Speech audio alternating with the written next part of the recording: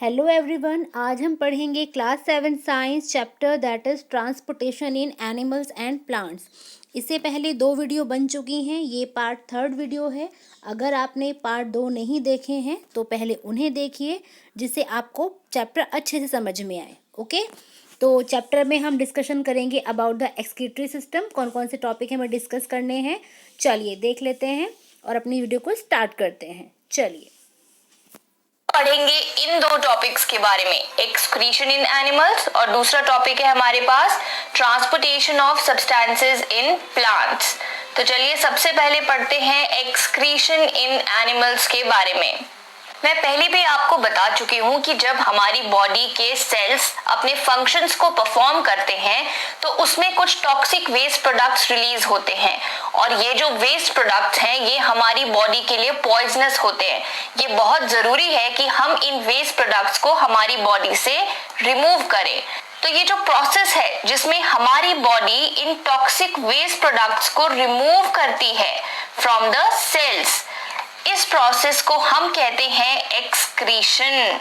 The process of removal of waste products produced in the cells of the living organism is called as excretion. इस process को हम कहते हैं excretion. हम waste products को हमारी बॉडी से रिमूव कर देते हैं और जितने भी ऑर्गन्स या पार्ट्स जो इसमें इन्वॉल्व होते हैं वो सारे मिलकर बनाते हैं एक्सक्रीटरी सिस्टम। अब देखिए, जो भी ऑर्गन्स इन्वॉल्व है उन्हें तो हम कहेंगे एक्सक्रीटरी ऑर्गन्स, वो हो गए हमारे एक्सक्रीटरी ऑर्गन्स, वो हेल्प कर रहे हैं एक्सक्रीशन में। लेकिन ये सारे ऑर्गन्स मिलकर बनाते हैं हमारा एक्सक्रीटरी सिस्टम। अब एक्सक्रीशन और इजेशन में डिफरेंस है, दोनों में कंफ्यूज मत होइएगा। इजेशन यानी कि आपने खाना खाया, खाना आपकी बॉडी में डाइजेस्ट हुआ, जो डाइजेस्टेड फूड था वो तो आपके ब्लड में एब्जॉर्ब हो गया, लेकिन जो अनडाइजेस्टेड फूड है उसको आपकी बॉडी रिमूव कर देगी by the process of egestion. तो ये है इजेशन। ओके, तो इजेशन के बारे में आप समझ गए कि जो आपकी बॉडी में अनडाइजेस्टेड फूड रह गया उसको जो आप हर रोज रिमूव करते हैं वो प्रोसेस तो हुई इजेशन। लेकिन हमारे सेल्स में जो टॉक्सिक वेस्ट प्रोडक्ट्स बन रहे हैं, पॉइजनस वेस्ट प्रोडक्ट्स बन रहे हैं, उनको रिमूव करने की प्रोसेस को हम कहते हैं एक्सक्रीशन। एक्सक्रीशन यानी कि सेल में से, बॉडी के सेल्स में से टॉक्सिक वेस्ट प्रोडक्ट्स को रिमूव करना। ओके, चलिए आगे बढ़ते हैं। अब देखिए, हमें ऑलरेडी पता है कि हमारी बॉडी में कार्बन डाइऑक्साइड प्रोड्यूस होती है। जब हमारी बॉडी सेल्स में रेस्पिरेशन हो जाती है तो कार्बन डाइऑक्साइड एक वेस्ट प्रोडक्ट की तरह प्रोड्यूस होती है। तो हमारी बॉडी कार्बन डाइऑक्साइड को कैसे रिमूव करती है? एक्सलेशन के दौरान जब हम सांस को बाहर छोड़ते हैं तो हम कार्बन डाइऑक्साइड को भी हमारी बॉडी से बाहर निकाल देते हैं। और ये काम कौन कर रहा है? हमारे लंग्स।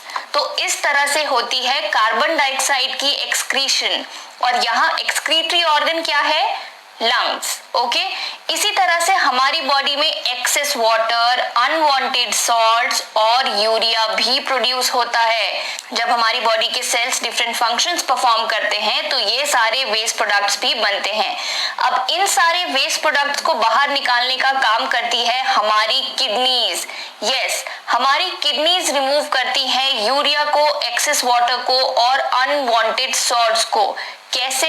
यूरिन की फॉर्म में। यस, जब आप यूरिन करते हैं तो उसमें सिर्फ एक्सेस वाटर नहीं निकलता आपकी बॉडी से, उसमें यूरिया भी निकलती है और अनवांटेड सॉल्ट्स भी निकलते हैं। इसको हम डिटेल में बाद में पढ़ेंगे। इसके अलावा जब हमारी बॉडी में स्वेटिंग होती है यानी आपको पसीना पड़ता है तो हमारी स्किन के थ्रू भी एक्सेस वाटर और सॉल्ट्स हमारी बॉडी से निकलता है। सो स्वेटिंग में सिर्फ पानी नहीं जा रहा है आपकी बॉडी से बाहर, एक्सेस सॉल्ट्स भी जा रहे हैं। तो यहाँ पर एक्सक्रीटरी ऑर्गन क्या हुआ?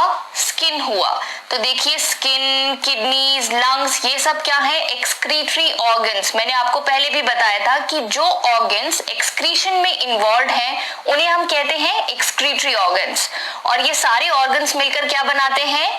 Excretory system.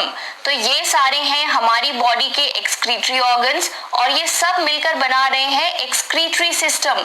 जैसे डाइजेशन में जो सारे ऑर्गन्स इन्वॉल्व हैं, जैसे आपका ओइसोफेगस हो गया, स्टमक हो गया, आपकी इंटेस्टाइन हो गई, ये सब मिलकर क्या बनाते हैं? Digestive system. उसी तरह से जो ऑर्गन्स एक्सक्रीशन में इन्वॉल्व हैं वो मिलकर बनाते हैं एक्सक्रीटरी सिस्टम। ओके, समझ आ गया?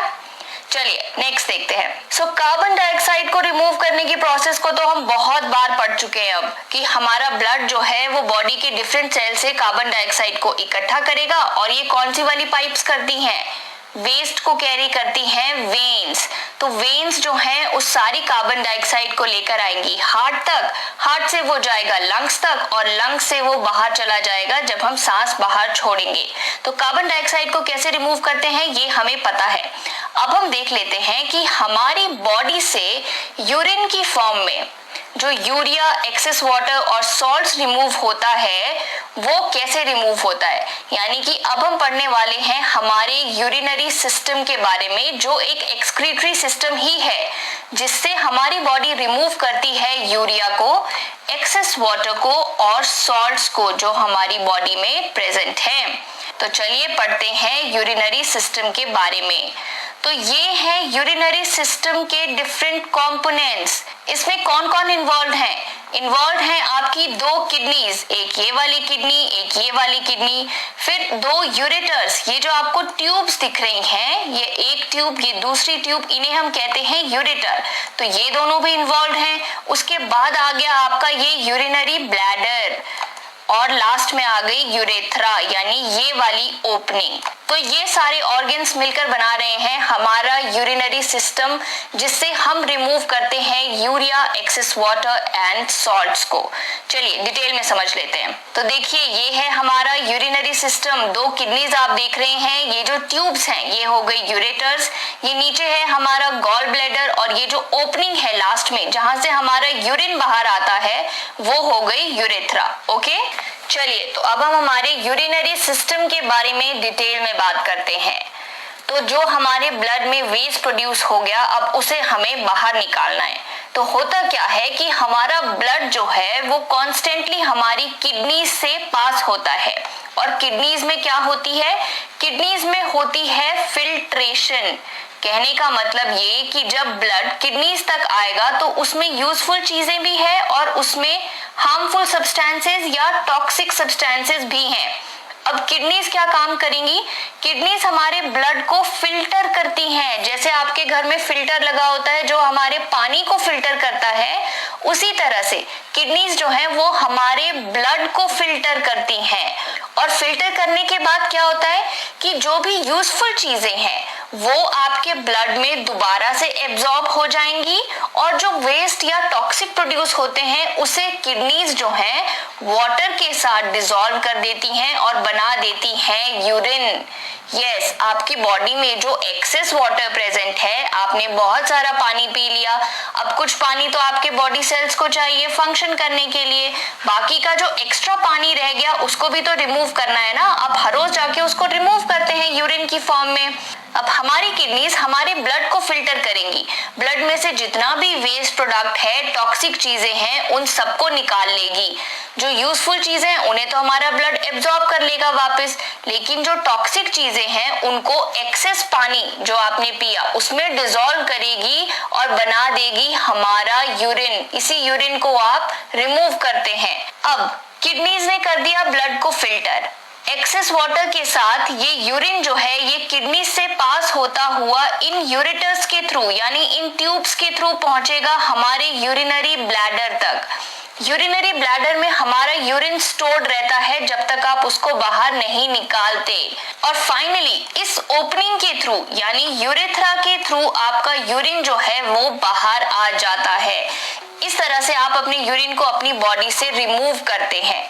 एक और बात देख लेते हैं, आपका ब्लड जो है वो कॉन्टिन्यूसली आपकी किडनीज के थ्रू पास करता है, और किडनीज क्या काम करती हैं? किडनीज फिल्टर का काम करती हैं। जैसे फिल्टर काम करता है उसी तरह से किडनीज भी ब्लड को फिल्टर करती हैं।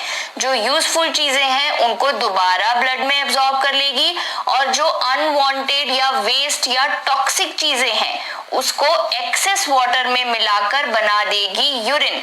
तो ये काम किया किडनीज ने। उसके बाद यूरिन जो है वो दोनों किडनी से, यहाँ से और यहाँ से, इन ट्यूब्स के थ्रू, जिन्हें हम यूरेटर्स कहते हैं, आ जाएगा हमारे यूरिनरी ब्लैडर में।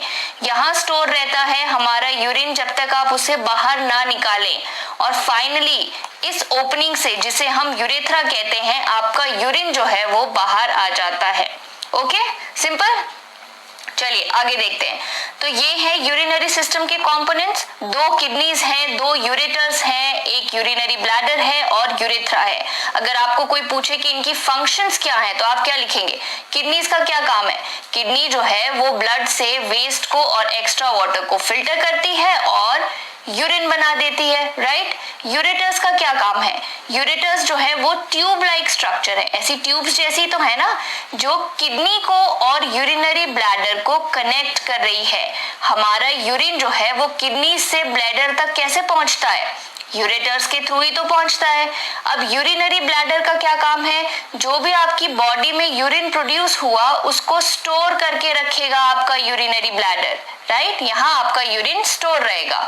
और यूरेथ्रा से क्या होता है? आपका यूरिन यहाँ से पास आउट हो जाता है, यहाँ से आपका यूरिन जो है वो बाहर निकल जाता है। तो ये फंक्शंस याद रहेंगे। चलिए आगे बढ़ते हैं। तो अब आप समझ पा रहे होंगे कि जब आप यूरिन करते हैं तो सिर्फ एक्सेस वाटर बाहर नहीं आता, उसमें कुछ वेस्ट प्रोडक्ट्स भी बाहर आते हैं जो आपकी किडनीज फिल्टर करके लाई हैं ब्लड से। इस प्रोसेस को क्या कहते हैं? Excretion, right. So, an adult human being normally passes 1 to 1.8 litre of urine in 24 hours, यानी 24 घंटे में एक adult human being 1 से 1.8 लीटर of urine को पास करता है। और इस यूरिन में मैंने आपको पहले भी बताया क्या होता है, एक्सेस वाटर भी है और वेस्ट प्रोडक्ट्स भी है। अगर आप देखें तो यूरिन में लगभग 95% तो वाटर ही है, लेकिन 2.5% यूरिया होता है और बाकी के वेस्टेज भी होते हैं 2.5%। ठीक है, कॉम्पोजिशन याद रहेगी। 95% वाटर है, 2.5% यूरिया है एंड अदर टॉक्सिक वेस्टेज कितने हैं? 2.5%। So basically major excretory product जो है वो यूरिया होता है ह्यूमन बीइंग्स में। चलिए आगे देखते हैं। ओके, तो अब हम समझते हैं डायलिसिस के बारे में। आपने सुना होगा किसी के बारे में कि उसकी किडनीज खराब हो गई। तो अगर किसी इंजरी या इन्फेक्शन की वजह से किसी इंसान की किडनीज काम करना बंद कर दें तो क्या होता है? देखिए कितनी मुश्किल हो जाएगी। अगर किडनीज ने काम करना बंद कर दिया तो ब्लड में से वेस्ट प्रोडक्ट को फिल्टर कौन करेगा? यानी कि जितना भी वेस्ट प्रोडक्ट है, जितना भी कचरा है जो पॉइजनस है, वो हमारे ब्लड में इकट्ठा होता जाएगा, एक्यूमुलेट होता जाएगा, और उसकी वजह से क्या होगा? आप सरवाइव नहीं कर सकते। वो बहुत ही खतरनाक है आपके लिए। इसलिए ऐसे लोगों को कराना पड़ता है डायलिसिस। डायलिसिस में क्या होता है? एक मशीन की मदद से आर्टिफिशियली ब्लड को फिल्टर किया जाता है, यानी कि जो काम आपके अंदर किडनीज कर रही हैं वो काम वो मशीन करके देती है, आपके पूरे ब्लड को फिल्टर करती है। इस प्रोसेस को कहते हैं डायलिसिस। ओके, तो अब आप समझ पाए होंगे कि अगर किडनीज काम करना बंद कर दे तो कितनी मुश्किल वाली बात हो जाएगी, राइट। आपकी बॉडी का फिल्ट्रेशन सिस्टम है आपकी किडनीज, आपके ब्लड में से सारी टॉक्सिक चीजें, सारी पॉइजनस चीजों को निकालने का काम कर रही है आपकी किडनीज। चलिए आगे बढ़ते हैं। ओके, अब थोड़ा सा स्वेटिंग के बारे में भी देख लेते हैं। आपने देखा होगा कि जब समर सीजन आता है तो वी स्वेट अलॉट, हमें बहुत पसीना पड़ता है और हमारी बॉडी से वाटर के साथ साथ सॉल्ट्स भी रिमूव होते हैं। ये मैंने आपको पहले ही बता दिया है। इसीलिए आपने देखा होगा कि जब आपको स्वेटिंग होती है तो आपके क्लोथ्स में कई बार इस तरह के पैचेस पड़ जाते हैं येलो कलर के। अब वाटर तो ट्रांसपेरेंट होता है, तो ये येलो पैचेस क्यों है? ये इसलिए है क्योंकि वाटर के साथ साथ सॉल्ट्स भी हैं जो स्वेट के साथ बाहर निकल रहे हैं। तो ये जो मार्क्स हैं, these are due to the salts जो आपके स्वेट में प्रेजेंट है। इसके अलावा जब हम स्वेटिंग करते हैं तो it also helps us to cool our body, हमारी बॉडी को कूल डाउन करने का काम भी करती है स्वेटिंग। सो बेसिकली आपको ये याद रखना है कि स्वेटिंग के थ्रू भी हम हमारी बॉडी के वेस्ट प्रोडक्ट्स को रिमूव करते हैं। किस किस को रिमूव करने हैं? एक्सेस वाटर को और सॉल्ट्स को। ओके, जैसे मैंने आपको बताया कि ह्यूमन बींग्स में मेजर एक्सक्रीटरी प्रोडक्ट्स है यूरिया, उसी तरह से एक्वेटिक एनिमल्स जैसे कि फिशेस होती हैं वो एक्सक्रीट करती हैं अपना सेल वेस्ट एज अमोनिया, यानी कि उनमें मेजर एक्सक्रीटरी प्रोडक्ट क्या है? अमोनिया। उसी तरह से लैंड एनिमल्स जैसे कि बर्ड्स, लिजर्ड, स्नेक्स, इनमें एक्सक्रीटरी प्रोडक्ट है यूरिक एसिड। ये आपको याद रखना है। चलिए अब हम समझते हैं कि किस तरह से प्लांट्स में सब्सटेंसेस को एक जगह से दूसरी जगह तक ट्रांसपोर्ट किया जाता है। ह्यूमन सर्कुलेटरी सिस्टम के बारे में हम पढ़ चुके हैं कि कैसे ह्यूमंस में सब्सटेंसेस को एक जगह से दूसरी जगह तक ले जाया जाता है। अब हम पढ़ेंगे प्लांट्स के बारे में। तो हम ऑलरेडी जानते हैं कि प्लांट्स अपना खाना बनाते हैं किस प्रोसेस से?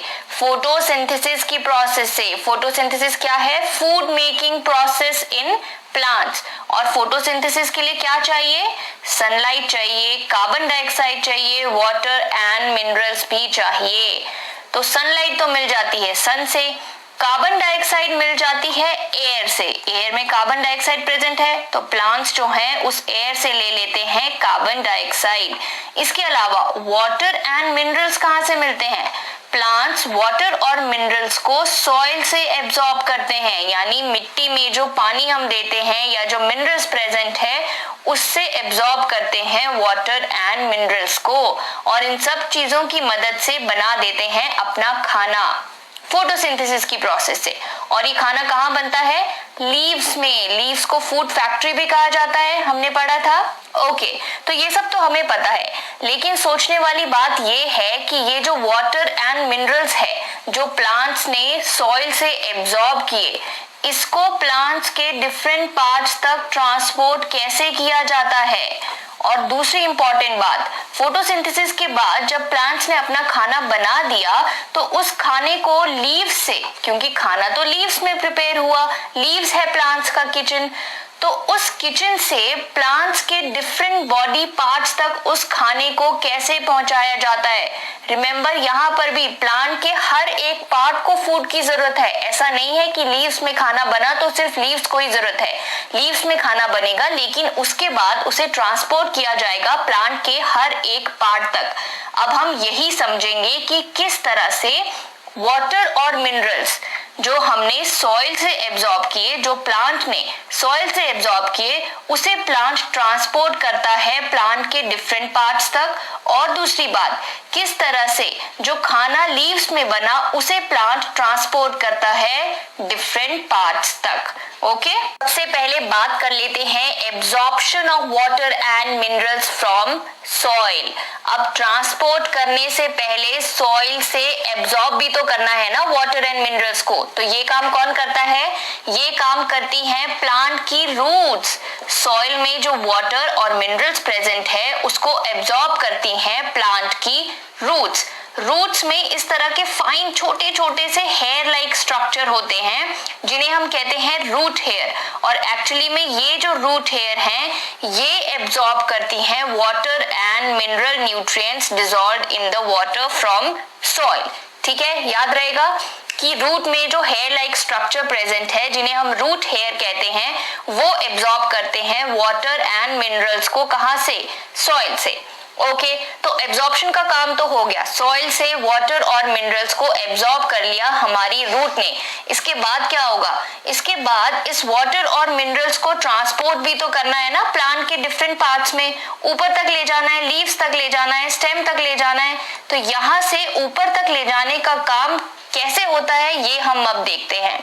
Transportation of water and minerals from roots to all cells of the plant. तो ये काम करता है जाइलम वेसल। प्लांट्स में भी ह्यूमन बींग्स की तरह पाइप लाइक स्ट्रक्चर्स हैं, ऐसी पाइप्स जैसी हैं जो वाटर एंड मिनरल्स को ट्रांसपोर्ट करती हैं रूट से प्लांट्स के डिफरेंट पार्ट्स तक, और इस पाइप को हम कहते हैं xylem. So xylem transports water and nutrients in plants. कहां से कहां तक? रूट से प्लांट्स के डिफरेंट पार्ट्स तक। ये देखिए, ये है जाइलम वेसल। इस तरह की पाइप्स हैं प्लांट्स के अंदर, जो रूट से डिफरेंट पार्ट्स तक वाटर एंड मिनरल्स को ले जाती हैं। समझ आ गया? तो कोई अगर आपको पूछे कि वो कौन सा टिश्यू है प्लांट में जो ट्रांसफर करता है वाटर एंड न्यूट्रिएंट्स को रूट से different parts of the plant में, तो आप कहेंगे वो है आपका जाइलम टिश्यू। चलिए आगे बढ़ते हैं। दूसरी इंपॉर्टेंट बात जो हमें समझनी थी वो ये थी कि फोटोसिंथेसिस की प्रोसेस में प्लांट का फूड तो बन गया, लीव्स में फूड बन गया, लेकिन अब इस फूड को ट्रांसपोर्ट करना है प्लांट के डिफरेंट पार्ट्स तक। अब ये काम कौन करता है? ये काम करता है दूसरा टिश्यू जिसे हम कहते हैं फ्लोएम। ये भी पाइप लाइक स्ट्रक्चर ही है, इस तरह की पाइप्स ही हैं जो ट्रांसपोर्ट करती है फूड को लीव से different parts of the plant में। सो आपको याद रखना है कि जो फ्लोएम टिश्यू है वो ट्रांसपोर्ट कर रहा है फूड मटेरियल को लीव से प्लांट के डिफरेंट पार्ट्स में। सो जाइलम और फ्लोएम टिश्यू याद रहेगा। जाइलम क्या कर रहा था? जाइलम ट्रांसपोर्ट कर रहा है वाटर एंड मिनरल्स को कहां से कहां तक? रूट से ले जाएगा प्लांट के डिफरेंट सेल्स तक। और फ्लोएम जो है वो ट्रांसपोर्ट कर रहा है फूड मटेरियल को कहां से कहां तक? प्लांट्स की लीव से प्लांट के डिफरेंट पार्ट्स तक। सो जाइलम और फ्लोएम है वो वेसल्स, वो पाइप लाइक स्ट्रक्चर जो प्लांट्स में ये काम करते हैं ट्रांसपोर्टेशन ऑफ सब्सटेंसेस का। जिस तरह से हमारी बॉडी में आर्टरीज, वेन्स और कैपिलरीज करती हैं, उस तरह से प्लांट्स में जाइलम और फ्लोएम जो है वो ट्रांसपोर्ट करते हैं डिफरेंट सब्सटेंसेस को। आपको बस ये याद रखना है कि जाइलम करता है वाटर एंड मिनरल्स को और फ्लोएम करता है फूड मटेरियल को। ठीक है, याद रहेगा। नेक्स्ट देखते हैं। चलिए अब हम बात कर लेते हैं ट्रांसपिरेशन के बारे में। अब जिस तरह से आपने अपनी बॉडी से एक्सेस वाटर को रिमूव किया in the form of urine, उसी तरह से प्लांट्स भी अपनी बॉडी से एक्सेस वाटर को रिमूव करते हैं by the process of transpiration. अब प्लांट्स ये पानी लूज कैसे करते हैं देखते हैं। लीव्स के सरफेस पे यानी प्लांट्स की लीव्स पर इस तरह की छोटे छोटे होल्स होते हैं, ओपनिंग्स होती हैं, जिन्हें हम कहते हैं स्टोमेटा। हमने पहले भी इसके बारे में पढ़ा है। इन्हीं स्टोमेटा से जो एक्सेस वाटर होता है वो इवेपोरेट हो जाता है। प्लांट्स जो है एक्सेस वाटर को बाहर निकाल देते हैं। आप ऐसे समझ लीजिए ये होल्स हैं। अब इन होल्स में से एक्सेस वाटर जो है वो बाहर आ जाएगा। तो ट्रांसपिरेशन क्या हुई? The water evaporates through the stomata present on the surface of the leaves by the process of transpiration. Transpiration वो प्रोसेस है जिसमें प्लांट्स जो है एक्सेस वाटर को रिमूव करते हैं। कैसे रिमूव करते हैं? अपनी लीव्स पर जो स्टोमेटा प्रेजेंट है उसके थ्रू वाटर जो है वो इवेपोरेट हो जाता है और प्लांट्स जो है वाटर को लूज कर देते हैं। अब देखिए इस इवेपोरेशन ऑफ वाटर से क्या होता है? जब प्लांट्स की लीव्स से इवेपोरेशन होती है, वाटर की इवेपोरेशन होती है, उससे एक सक्शन पुल क्रिएट होता है, यानी एक फोर्स क्रिएट होती है और इसी फोर्स की वजह से पानी जो है वो नीचे से ऊपर की तरफ को खींचा जाता है प्लांट्स में। इसको इस तरह से समझते हैं। इमेजिन करिए आप इस जूस को पी रहे हैं इस स्ट्रॉ की मदद से। तो आपने यहाँ बिल्कुल टिप पर क्या किया? आप इस स्ट्रॉ से जूस को सक करेंगे। उससे क्या होगा? ये जूस जो है इस पाइप के थ्रू ऊपर आने लगेगा। सो एक तरह की फोर्स क्रिएट हो जाएगी जो इस जूस को ऊपर की तरफ खींचेगी। इसी तरह से प्लांट्स में क्या होता है? जब प्लांट्स की लीफ से ट्रांसपिरेशन की मदद से वाटर का लॉस होता है तो एक फोर्स क्रिएट हो जाती है और इसी फोर्स की वजह से प्लांट्स में पानी ऊपर की तरफ चढ़ता है। हमने देखा था ना कि जाइलम के थ्रू वाटर और मिनरल्स ऊपर की तरफ जाते हैं, लेकिन आपने ये नहीं सोचा कि ये पानी ऊपर की तरफ खींचता कैसे है। कोई मोटर तो लगी नहीं है प्लांट्स में जो पानी को ऊपर की तरफ खींचे। तो बेसिकली ये होता है ट्रांसपिरेशन पुल की वजह से, यानी एक फोर्स की वजह से जो ट्रांसपिरेशन की वजह से क्रिएट हो रही है और इसी फोर्स की वजह से पानी जो है वो ऊपर की तरफ चढ़ता है। ओके, समझ गए? ऑलराइट गाइस, तो ये था हमारा chapter transportation in animals and plants. हमने तीनों पार्ट्स कवर कर लिए हैं। आई रियली होप आपको बहुत कुछ नया सीखने को मिला होगा। वीडियो को लाइक जरूर